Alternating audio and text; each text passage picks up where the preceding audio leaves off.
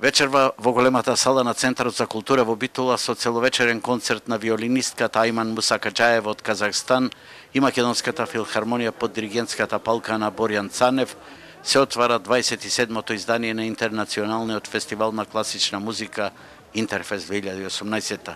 Сепак финансиските проблеми лепдат над фестивалот, бидејќи Министерството за култура го финансира со само 27.000 евра, а општината Битола како домакин со едва 4.000 евра. Битола, 27 години чекаме да застане за овој фестивал, значаен фестивал. Општината помага со мали средства, со 250.000, но тоа се малку средства. Ако ви кажам, еден уметник 4.000 евра му е хонорарот.